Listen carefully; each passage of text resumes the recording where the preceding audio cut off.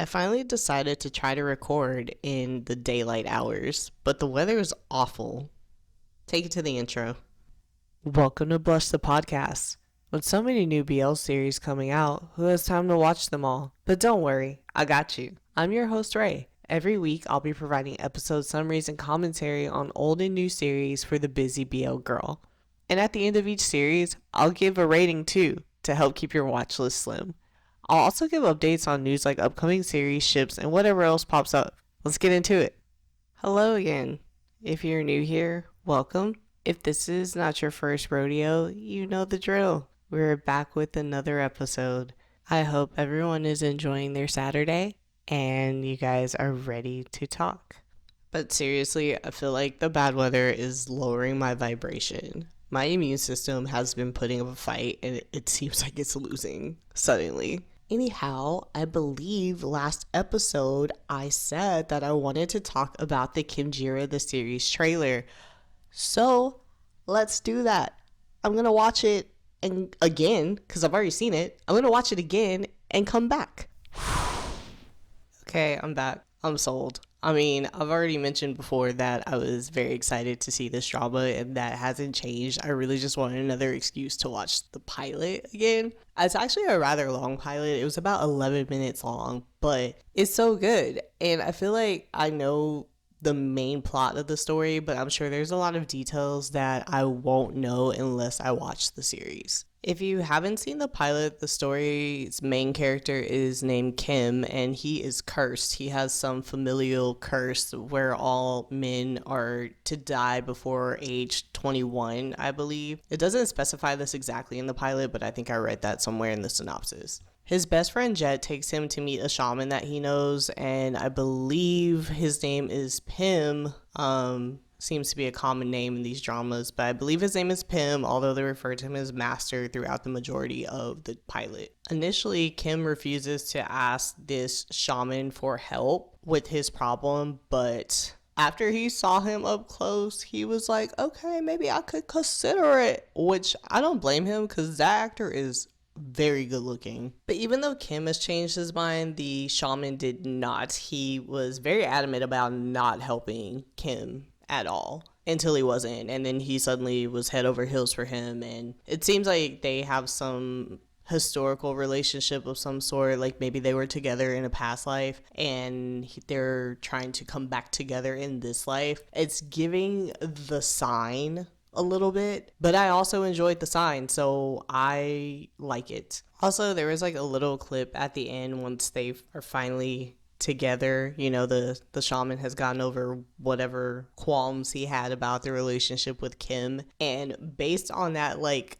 little 30-second clip, this show is gonna have my heart pounding out of my chest. I love moments that just make me like clench the air and make me squeal, so it seems like there's gonna be a lot in this one, as well as some thrilling moments, because there is kind of that jump scare aspect to it. Well, at least for me, because I'm scary as hell, so it doesn't take a lot to scare me. But with the whatever evil spirit that is haunting Kim's family lineage, like, she looks like a piece of work, and there are some dark scenes where Kim is disappearing or things are jumping out at him, where there's like this dark aura around him. And so I think it'll be a good combination of some of the darker themes as well as some of the light, cute scenes. I don't exactly know when this drama is airing. Given that we're already halfway through 2024, it'll probably likely be in 2025, which is unfortunate, but I think it'll be worth the wait. And I'm just gonna keep rewatching the pilot maybe like every other month just to feel something while I wait. Yeah, so that was fun.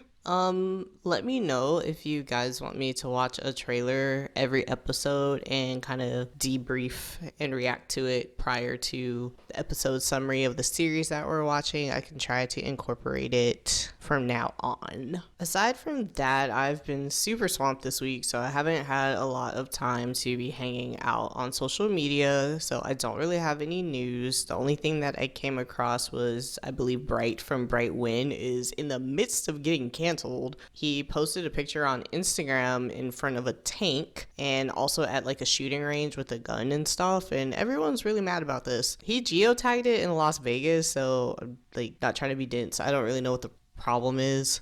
But yeah, you can look into that, and I'm sorry if you are a Bright fan. Even though I think he had a dating scandal, right? Like a month or two ago. Or I guess not a scandal, that's like K-pop terms. I don't think it was a scandal, but he is dating someone, so his ship has sunk like the Titanic because the fantasy is ruined. But yeah, other than that, I really don't have anything. So I think it's time for us to get into We Are. As usual, if you would like to skip ahead, my commentary starts around the 31-minute and 20-second mark.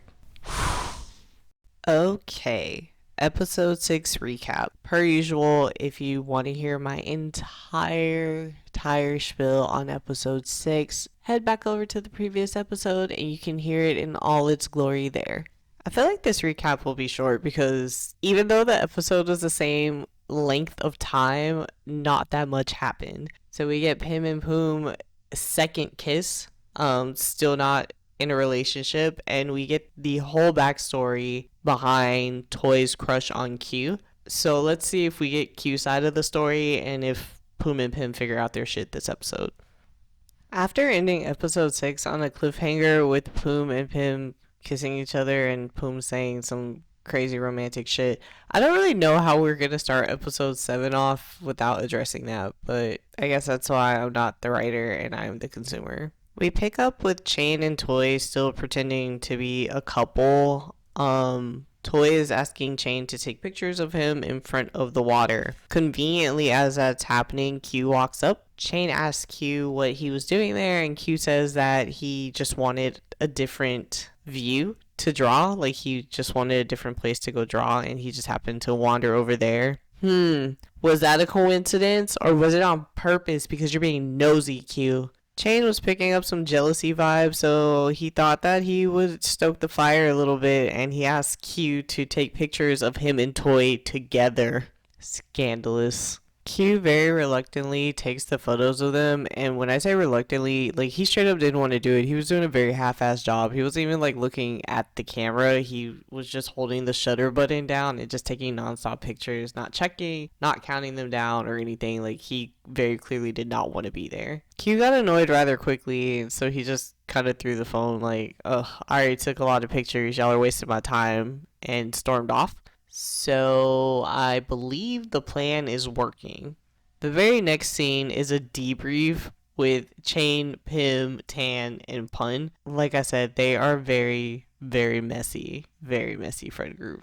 Chain starts telling the story of how Q reacted to seeing him together with Toy. And as he's retelling the story, he grabs Pun's face and looks him in the eye to reenact what actually happened. But he gets caught in a love stare. The trademark that. He gets caught staring at Pun and doesn't finish telling the story, leaving Pim and Tan on the edge of their seat because they're waiting to hear what happened. He eventually snaps out of it and says nothing really happened, just Q got annoyed, and that was that. Despite being let down after the suspense buildup, Pim agrees that it was going to be difficult to get Q to speak his mind. Pun says he already has a plan in place because he knew it would turn out this way. The next scene we see is either at Fong's house, or I think it's Fong's house. I don't think this is Poom's condo. Fong is getting a phone call from Tan inviting him to the amusement park, and he says that Poom is probably not going to come, but he hangs up the phone anyway. Poom asks who was on the phone, and Fong says Tan was inviting everyone out to the park and that he wanted to invite all of them. Mick and Beer are also here. They're playing video games. Poom says the amusement park is not his scene, so he's definitely not going. Or so you thought. Mick and Beer agree to go to the amusement park, and they ask Poom to tag along, and he says, absolutely not, I'm not going to go. Mick complains that he's going to be lonely if Poom doesn't come. Fong says, Mick, don't worry, you're not going to be lonely. Tan is bringing his friends as well. Poom's ears perked up like a puppy who heard the word treat. He suddenly said that he's going to go to the park. Shocking, right? As if we didn't know that Poom was going to immediately agree the second that he found out that Pim was going to be there. He's so down bad and so predictable. Upon Poom agreeing to go to the amusement park, Beer cuts him a pretty sly smile. I think at this point, Beer is aware of how Poom feels. Because my boy is smart. He's so smart. When we get to the amusement park, we realize that this was all Pun's plan, was to bring everyone out to the amusement park, I guess to get some more stage time for Chain and Toy to put on in front of Q. Also, I'm sure Tan is excited to have any reason to hang out with his lover Fong. Poom immediately looks in Pim's direction, and Pim is avoiding eye contact, so I'm guessing they have not talked since they were in the park. I feel like we were just really setting the stage for an interesting trip today. And I don't mean interesting like someone screaming because they're afraid of a roller coaster. Toy and Chain are so bad at acting like they're flirting with each other. Like, it's so awkward, and you can see them trying to give each other hints for when they should like dial it up a bit. Which just goes to show you that Q is blinded by his feelings, because if you paid close enough attention, you would see that they are not flirting with each other. They're not, there's no sparks at all. But Q just is so in his head that he just gets mad every time he sees them together. Overall, I think everyone else is having a really good time at the amusement park. They're riding rides and everything's great. Toy is really testing Chain's bravery. It seems like Toy is a thrill seeker, and he is picking all the scariest adrenaline pumping rides, and Chain is not about the life. But Chain should be paid as an actor because he is enduring it like a champ, like an absolute champ, going through all of this trouble to help Toy get Q to speak up on his feelings. They get off a roller coaster, and that is Chain's actual last straw. He's so pale, white in the face, ghostly, if you will, after riding this roller coaster because he's so scared, but he did it for Toy. This is probably one time that I would think Toy is kind of annoying because he kept asking Chain to get on these rides even though he could see that he was not having a good time. And Pun kept telling Chain to endure because Q was watching. Q told Toy he was being self-centered by keep begging Chain to get back on the ride. Toy says something to the effect that it's between him and Chain and it has nothing to do with Q, which literally, his face turned red. That was great acting. His face literally turned red. He grabbed Toy by the wrist and was like, if you want to ride the ride again, you're going to ride it with me, and pulled him away. For comic relief, Chain faints. He faints from riding the roller coaster. Now that riding the rides are over, everyone goes to a seating area to get a drink and cool off from all the excitement. Tan, being his energetic self, runs up and he says, T-Doc, do you want to eat? And everyone looks around like, who the fuck is he calling that? And Fong responds saying no. So everyone freaks out because even though Tan and Fong are officially together, nobody knew that. If you remember when Tan told his friends he had a crush on somebody, he didn't tell them who. He just said that he was going to tell them once they officially started dating. But I guess because their relationship is so new, he hasn't actually said anything yet. So this is news to everyone who's there, except Poom, because Fong is his brother and it only makes sense that they talk about these kinds of things. However, everyone else quite frustrated, or maybe not frustrated, but they're definitely poking fun at Tan for not telling them sooner because they're close friends. You should tell your friends, or you would think you would tell your friends when you are in a fresh relationship because you're excited about it and you want them to know and you want them to be a part of your happiness. But yeah, so everyone's just poking fun at Tan and Fong's just sitting there like, okay. Then Tan apologizes for telling everyone and asks Fong if he's upset about it, and Fong just says no. I don't know why he would be upset about it because I don't recall them ever agreeing that it had to be a secret, that their relationship had to be a secret from anyone, so Tan is beyond help.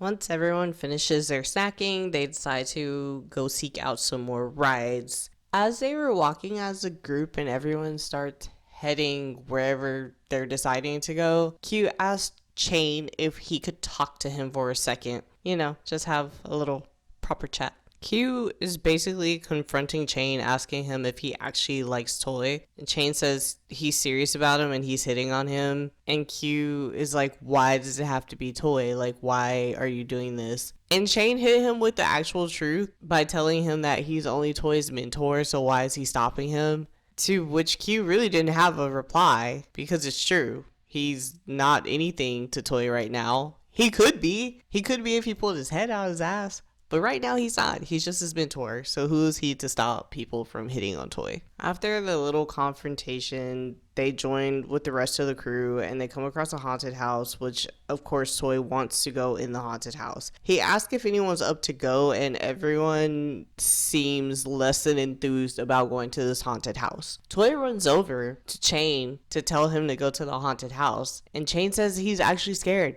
He can't do this one. And ask if Q can go instead. And Q's like, why me? And Toy's like, yeah, my sentiment exactly. Why you? Because I don't want to go with you either. Toy really knows how to press Q's buttons because Q's like, what's wrong with going with me? And he hits him with that signature wrist grab, very strong, and pulls him into the haunted house. As they're walking through the haunted house, Toy is very afraid. He ends up holding on to Q rather tightly, but then when he realizes what he's doing, he jumps back. Q tells Toy that if he's afraid, he doesn't have to act tough and it's okay, they can hold hands. But Toy says that he actually didn't even want to go to the haunted house with Q, which stops Q dead in his tracks. Q turns around to face Toy and asks him how he feels about Chain. This is pretty sudden, so Toy looks a little shocked by the question. Q continues asking how he feels about Chain and if he realizes that Chain is hitting on him. And Toy really doesn't know what to say. He's just there with his eyes wide open, mouth agape, not saying anything. Then Q says, what if I also hit on you? Oh my god. I wish that there was like a heart monitor on Toy at this moment. I wonder if it would be accurate though, because they are in a haunted house and he was scared. Oh my god. So Q starts leaning in and Toy like stops him like, Q, what are you doing? And he gets so close to his face and he says, can I kiss you? And Toy says, what? He says, what? But he doesn't say anything else after that. So guess what? Q took that as yes, and he did it. He did it. He kissed him. He kissed Toy. And then when he pulled away, when he was done, the little satisfied smirk on his face. Oh my god, Q. I didn't know you had that dog in you. Oh my god. And yeah. Oh my. Ugh. So now they're just going to finish walking through the haunted house all like giggly and smiling, holding hands. If they're not a couple after this, I'm actually going to turn this shit off. I really am. After they exit the haunted house, Toy is like in a daze once the fresh air hits him. And so when they ask him if he wants to ride any more rides or what ride he wants to ride next, he just stands there staring and doesn't say anything. So they decide to pack it up and go home. As usual, Pim and Poom are left after everyone has scurried away. Poom tells Pim that he had so much fun today because he's never hung out with this many friends before. Like, okay, dude, you got like 3 friends that you see every day. Y'all don't ever hang out. Also, you're pretty attractive. You don't have more friends than Mick, Beer, and Tan and your brother? I have questions. Alright, so the next day, the friends are speculating if something happened in the haunted house. All of them say that they are positive something happened in the haunted house. So Chain is like, do I have to keep hitting on Toy or like, can I stop? Pun basically says it's too early to tell if the plan was successful and maybe they need to make a few adjustments because Toy has been acting strangely ever since they came back from the haunted house. So they have to get to the bottom of what happened in the haunted house. So Pun deploys Pim as a spy to figure out what is going on with Toy. The new semester has started and we are back at school. I'm guessing it was summer break because they're allegedly third year students now, so they're juniors. After the first class of the new semester, Pim and Q are walking in the hallway of the main art faculty building and they run into none other than Toy. As Pim is talking to Toy, Q is teasing him. He's looking at him, raising his eyebrow, making the kissy face, like just straight up harassing him. And Toy gets flustered and runs off and is like, I'll talk to you later. Pim's like, that is it. What happened in the haunted house? Ever since y'all came out of there, he's been acting strange. So you tell me right now, Q, what happened in the haunted house? Q, in a very high-pitched voice, denies anything happened in the haunted house. If you are the casual enjoyer of BLs, you probably know that when they lie, their voice kind of gets high-pitched. So it's kind of to that effect. Pim suddenly gets a text message from Poom telling him to meet him at the architecture faculty because he's there with Falling and Tan. The next thing we see is Pim at a drink stall, I'm guessing getting drinks for him and Poom when they meet up. As he's standing there placing his order, some random ass dude just walks up behind him and hits him on the back of the head. So quite naturally, he turns around like, what the fuck? And the guy's like, oh shit, I'm sorry, I thought you were somebody else. Like, who does that? To be quite honest with you, I actually hate this character. Like, I literally cannot stand this character. Every time I see him on the screen, I just get itchy because he sucks. And what did Taylor Swift say? I knew you were trouble when you walked in. Yeah, that's this guy. That's how I felt. I should have known from this scene that he was going to be the worst. I don't even know his name. I probably need to learn it for this content, but yeah. Mini rant over. This is probably the strongest opinion you will get out of me about any character in this series. Alright, so I still don't know his name, and quite frankly, I don't care, but he apologizes, saying that Pim looked like his friend from behind, and he got them confused. Pim says, it's fine, but you pay for my drink. And this dude just looks at him very confused, and Pim goes, or are you broke? My sassy king. The nameless dude says, no, I'm not broke, I'll cover it, of course, and Pim's like, alright, cool, and he just dips. After Pim leaves, the guy is looking after him like awe-stricken. I don't like where this is going because I'm team Poom and Pim. I don't want anybody throwing a wrench in this. It's hard enough. They can't figure it out already. A third player is going to make this so much worse. So taking a break from the nonsense that is this nameless dude that I do not like, we find out why Poom actually called Pim over. And it was because he wanted coffee. He wanted to go to Pim's aunt's coffee shop. When they get there, Poom specifically asked for Pim to make the coffee, even though Pim's aunt offered to make it. She's also messy because she was like, oh, Pim's gonna make the coffee? Even I haven't tried coffee made by Pim yet, so let me know how it tastes. As Pim is making the coffee, Poom, unprompted, tells him that he doesn't like sweet coffee and says he's just letting him know. That's so cute because you want the person that you like to know things about you. Oh my god, they're getting so cute. Like, but I swear to god, if they don't start dating soon, I might not make it. Anyway, Pim makes the latte for him and he drinks it, and Pim watches him drink it very affectionately. So much so that Poom noticed and was like, why are you looking at me?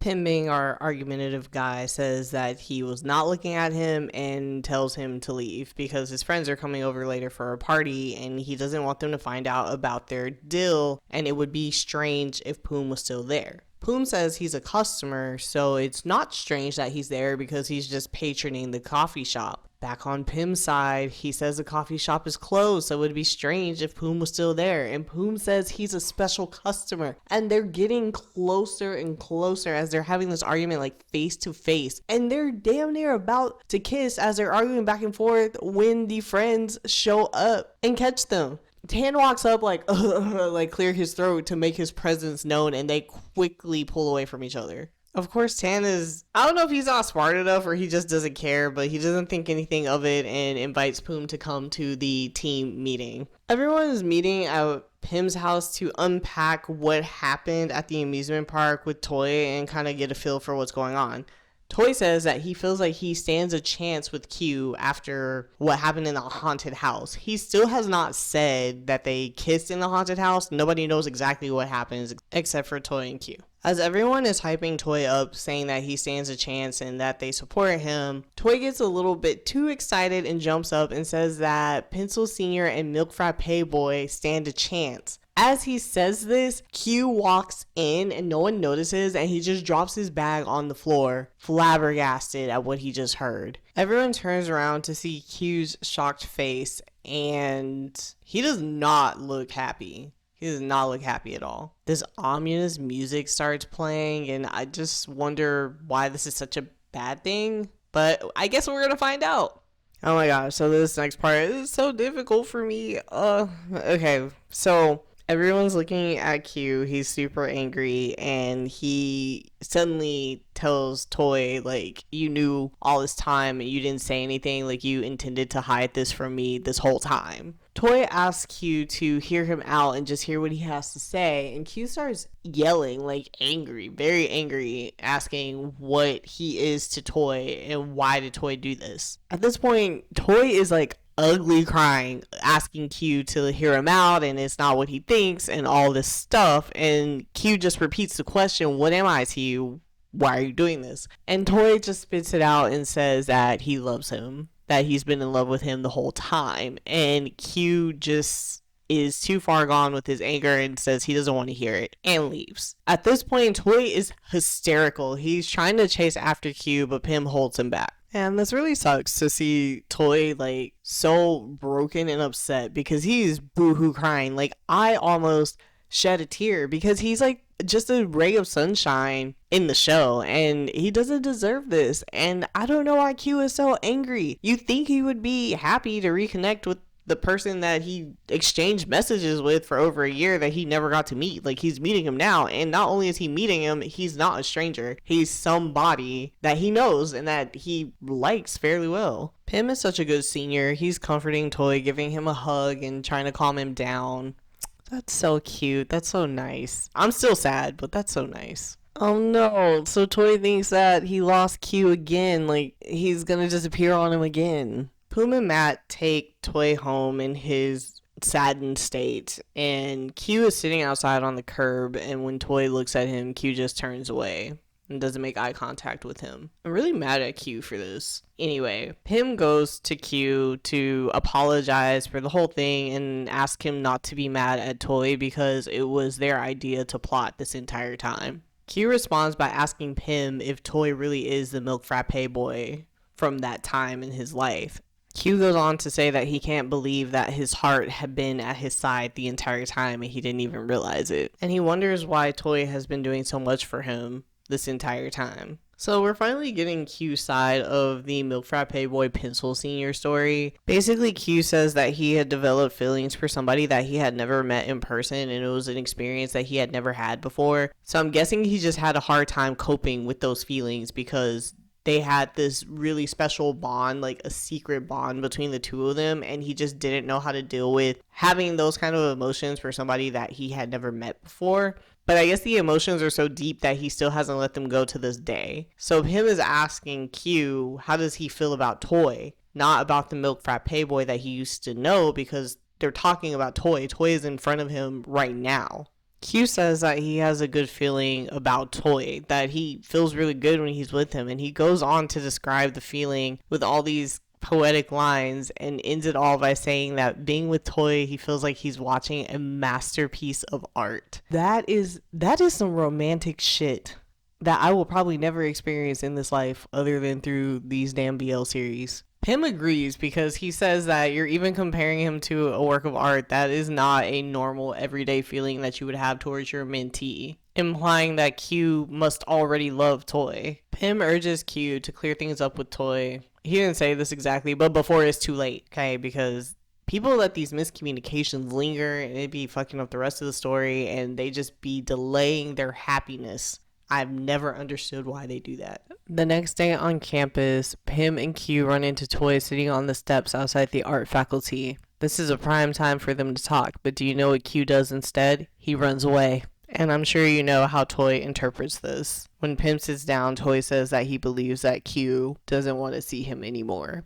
Which we know is false, okay? Because Q is out here comparing Toy to frolicking in a field, the wind on his skin, a masterpiece of art being created before his eyes. Q is down bad, and Toy doesn't know. I can't even describe what I feel watching this part right now, because I feel like angry, frustrated, sad, crying, screaming, throwing up. None of that describes it. Pym assures Toy that that is not the case. Thank God somebody has sense. Toy goes to class with all of this stuff weighing on his mind. We get a flashback of the rest of the date that they had at the cafe where they both got the milk frappes, and we realize that they both frequent the same cafe and whatnot, right? During that time, Q describes how he had once hurt somebody at that cafe and that he was an asshole for just disappearing like that and not saying anything. Because he did something wrong, he just assumed that the Milk Frappe Boy hated him and had already forgot about him and didn't want to see him. Toy tells Q that's all in his head, and why did he never consider the possibility that this person that he had been talking to is waiting for him and loves him too and has feelings for him? Why would you assume the worst? Toy also says that this person is probably thinking that they did something wrong and they don't even know that it wasn't anything that they've done. They could just be confused and lost and upset, but still in love. Obviously speaking from experience, because Toy is Milk Frappe Boy, and these are the feelings that he felt during this time. Q acknowledges that everything that Toy said is right, and he said back then he should have been braver and he should have just told Milk Frappe Boy that he was his special love and that he had feelings for him. We come back to the present, and Matt asks Toy if he's still overthinking about the whole Q situation, and Toy says that he's just confused because he was happy to hear that Q had feelings for Milk Frappe Boy at that time, but he realized that Q's feelings were for the person that he talked to through the sticky notes and not necessarily for him. That he's just Toy, he's just Q's mentee, and he doesn't mean anything to Q, and those feelings are not meant for him. As they're wrapping up this discussion, Q shows up in the doorway and Matt signals for Toy to turn around and look, and Q invites Toy to go eat dinner. Naturally, Toy is quite confused given the fact that Q had avoided him earlier in the day when they saw each other. Once they're in the hallway, Toy stops Q to ask him if where is he taking him and if he's still mad at him. The answer that Q gives to this is that he's fine. So Toy is like, since you're fine, let's check it out, basically. I mean, he doesn't say those words, but you can see it written on his face. So he just looks at Q, and then he starts leaning in closer to him as if he's going to kiss him. And Q looks a little surprised at first, but doesn't say anything, and eventually just closes his eyes because he is ready for this kiss. And right as Toy is moving in, that's where the show ends. That is the end of episode 7.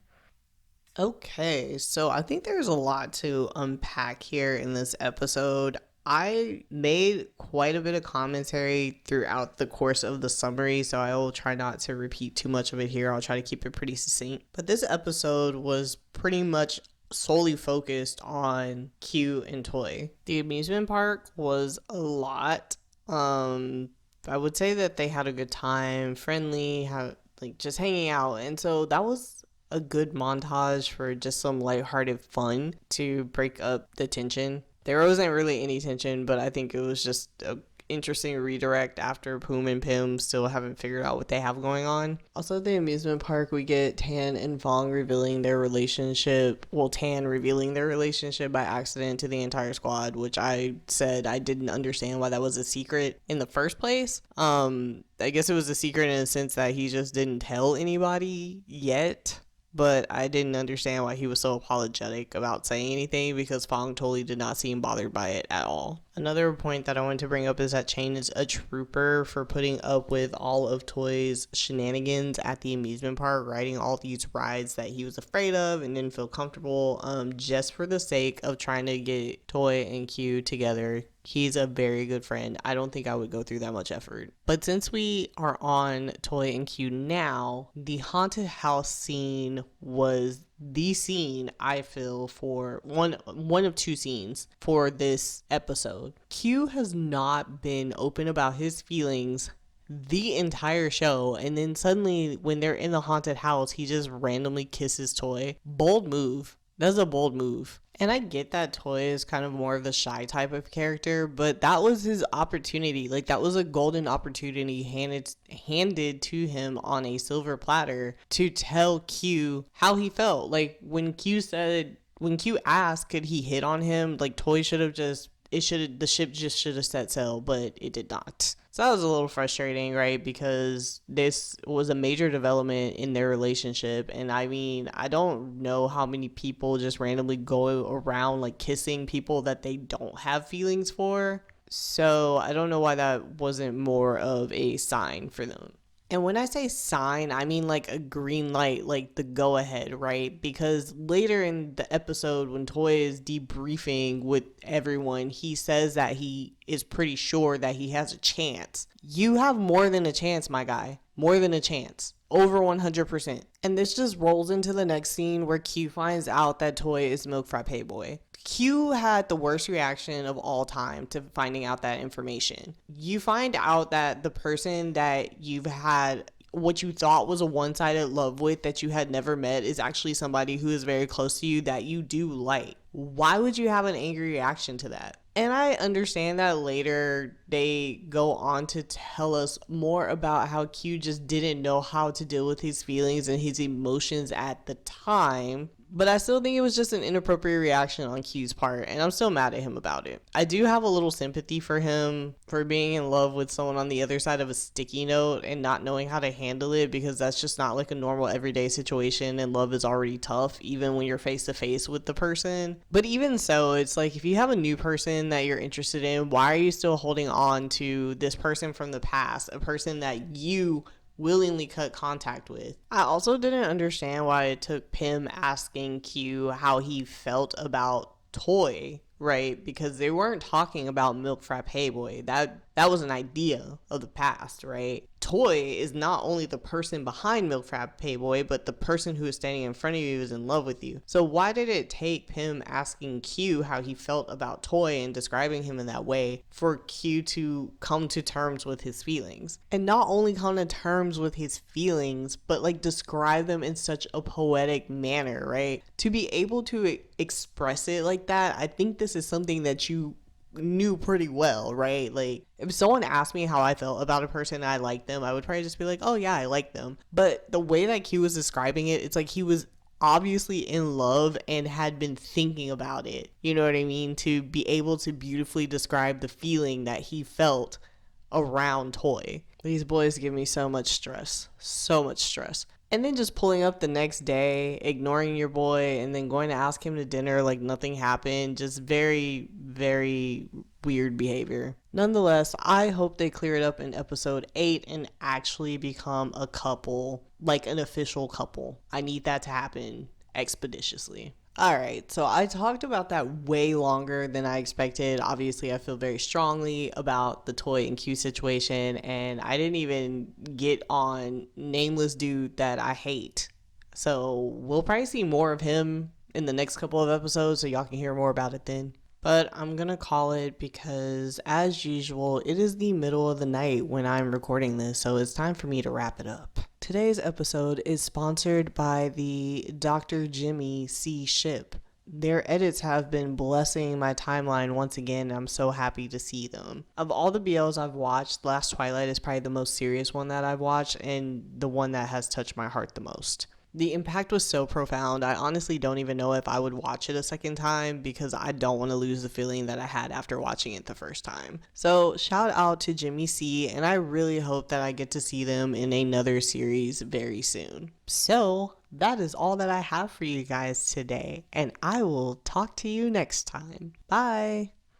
Thanks for tuning in to another episode of Blushed. If you like this episode, please leave a review. For drama recs or listener letters, please email them to blushedpodcast@gmail.com. Remember, stay rosy, and I'll see you next time.